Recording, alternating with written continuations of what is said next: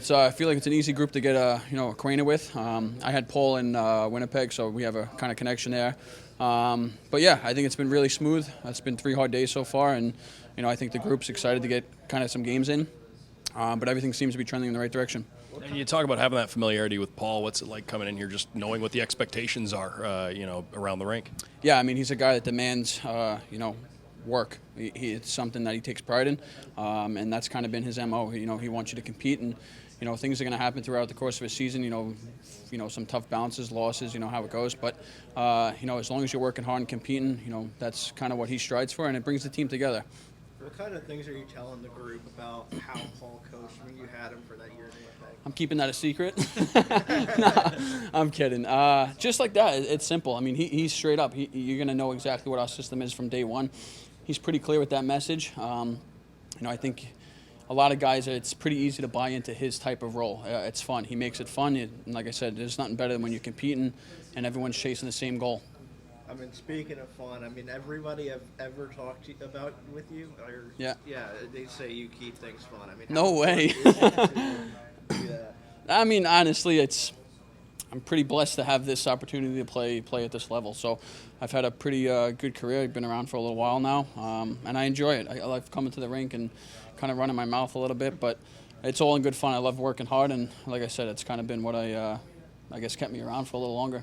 Obviously, you're worried about your own game out there, but I also saw you talking to some of the younger guys. At this Yep. point in your career, how much do you enjoy kind of mentoring some of those youngsters out there? Yeah, I take pride in that, actually. I've been kind of playing on the side with Evan right now, and every day he comes, he's like, Tony, what do I do? What do I do? But he's a good kid, but yeah, it's something you take pride in. I was in the young position, a bit of ways ago, and, you have, I don't want to say mentors, but guys you look up to. And, I always felt in my early on was Barrett Jackman. Jackman was my first D partner, so, I mean, he kind of set the example of who I became, and that's kind of where I'm at now. Obviously, there's so many little details that add up when it comes to becoming a pro hockey player. But is Yep. there one kind of big piece of information you like to give these guys early on? Yeah, the biggest thing is just consistency. I think that's the biggest thing. If you could find consistency and kind of figure out what you do to bring a role to the team, that's it. That's everybody's kind of thing they're fighting for. Some guys are going to be goal scorers, playmakers, whatever.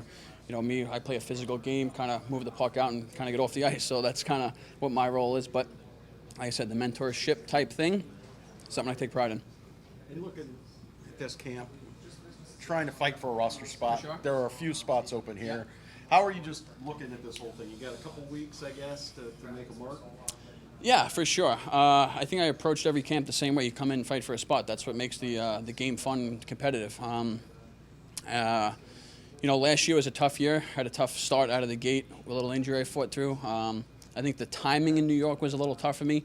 They had some young players coming up, and it is what it is. That's pro hockey. So I kind of got, rejuvenated this summer and kind of got another crack getting back to the NHL, and I found my spot in Florida. So we'll see where it goes. Nick Cousins mentioned he spent the last 2 years in your place at Nashville. I mean, how was that dynamic like with Nick? Yeah, Nicky's a great guy. I met him a few summers ago when he was down in Nashville. He needed a spot, and it kind of worked out. He was renting my place. But, being around for a little, time now, it's nice. You know guys you played against, a lot of guys, you play against over the years. Horny was in Nashville, so we kind of have that little connection. But, I don't know, it's kind of easy. I've never had a problem kind of fitting in and kind of just going with the flow. I mean, you're a Long Island guy, but I mean, if long after you left Nashville, you kept the base there, and even years later, there are people in Nashville keep talking about you. Yeah. I mean, what's the special thing with Nashville there? It was my first team. I enjoyed it. I don't know. We spend the summers there. A lot of guys spend the summers there, so we can, had some good teams that I was on there, so we kind of all kept in touch. It's kind of home base for now in the summer. And you're just the latest of a lot of Long Island guys, including me, Yeah. made Florida a base now. I mean, Yeah. have you gotten used to the adjustment of being down here?